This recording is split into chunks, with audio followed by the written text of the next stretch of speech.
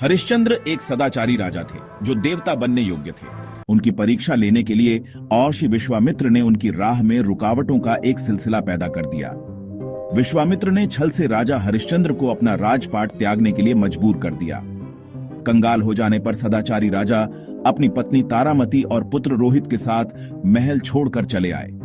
जैसे ही राजा हरिश्चंद्र नगर से बाहर जाने लगे, ऋषि विश्वामित्र ने कहा, तुमने मुझे अपने राजपाट और नगर पर तो अधिकार सौंप दिया है, पर मेरी दक्षिणा कहां है?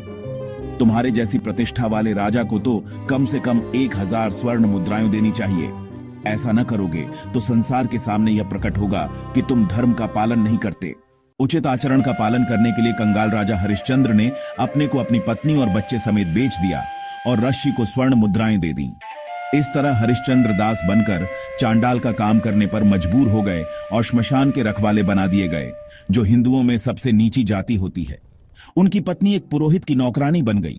विश्वामित्र को अब भी विश्वास नहीं था कि हरिश्चंद्र देवता बन सकते हैं, इसलिए उन्होंने राजा हरिश्चंद्र की एक और परीक्षा ली। उन्होंने हरिश्चंद्र के बेटे को सांप से डसवा दिया। जब तारामती रोहित के शव को श्मशान लाई तो हरिश्चंद्र रोने लगे, पर उन्होंने बच्चे को तब तक चिता पर लिटाने से इनकार किया जब तक श्मशान का शुल्क नहीं दिया गया। उनकी पत्नी के पास कुछ भी धन नहीं था। तुम मुझे अपने वस्त्र दे दो, वरना हमारे बेटे का क्रियाकर्म नहीं हो पाएगा। तारामती को हरिश्चंद्र द्वारा नियमों के इस पालन से धक्का लगा, लेकिन उसने अपने पति की आज्ञा का पालन किया। जैसे ही वह अपने वस्त्र उतारने लगी, ब्रह्मांड के सभी देवता और ऋषि इस धर्मनिष्ठा पर चकित होकर श्मशान में प्रकट हुए।